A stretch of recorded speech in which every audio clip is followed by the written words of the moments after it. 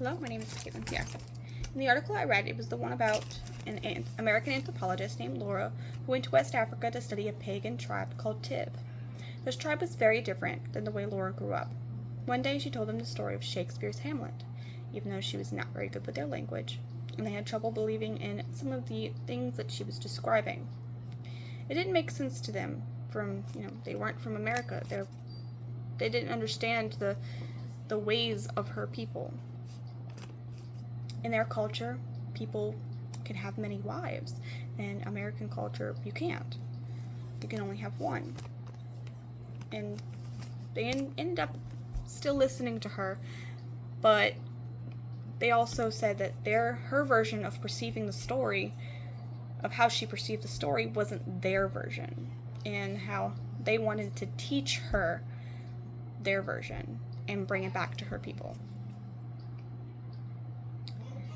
I found it very interesting how Laura was able to discuss the different views with them without them really arguing. There was a lot of language barriers and a lot of difficulty. Like, I can imagine that it was hard and it was, difficult, but there wasn't really arguing.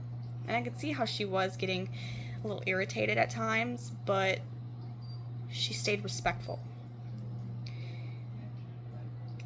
And they were able to easily convey how, yes, in my culture, this certain thing in the story wouldn't have happened, but I see what you're saying, kind of. Laura does frequently get annoyed that that they didn't understand her way of thinking.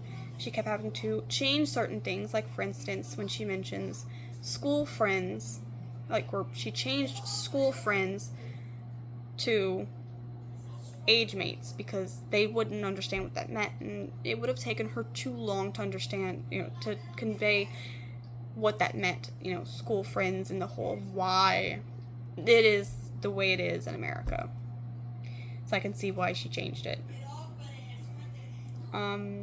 They couldn't understand what a ghost was. They just thought it was an omen. They couldn't even understand the concept of a ghost. It was crazy to them. They also thought that 2 years to be married for after remarrying, waiting the 2 years is just too much, and it seemed crazy to them. 2 years, that's too long. Which I thought was interesting, but hey, that's a different culture. Let's see. Everyone thinks that their way of thinking is right, and that's just the world we grew up. We're in. We have to keep an open mind, but those people who have those open minds, it is hard to find. It's hard to be around. Luckily, I am someone I like to think that I am someone who has an open mind. But I feel that it's easier when you have that respect of, yes, this person is different and doesn't have my way of thinking, but if you can kind of agree to disagree and just respect each other's differences, that it would be a lot easier to communicate. And to be patient. Patience is key. Okay. In my culture, where I live in New Orleans, or right outside New Orleans, and in our culture, we have what's called a jazz funeral, or a second line. It's basically when someone dies, you, instead of choosing to mourn and to just be sad, you're still sad, but you choose to celebrate their life. That's all it is. It's a way to celebrate their life. You dance, people drink and be merry, and they do cry, and you're just telling stories of the good and the bad of this person's life, and just remembering the good. Just remembering in the embarrassing moments and everything just that makes you laugh and smile about them, and remember those things instead of choosing to remember how or why they died. You're remembering the amazing life that they led. Some people do tend to believe that this is macabre, I guess, or just creepy or disrespectful even. I've heard that, but it's not. It's just our way of healing.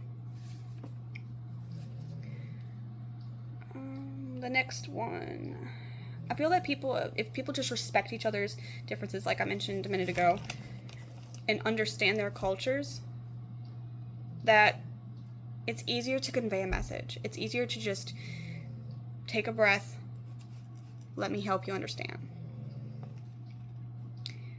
In the article, Laura admits not knowing their language very well. However, they're patient with her and help her out without getting annoyed. They simply tell her why it doesn't make sense to them, and she tries to convey as best as possible, well, this is what they mean.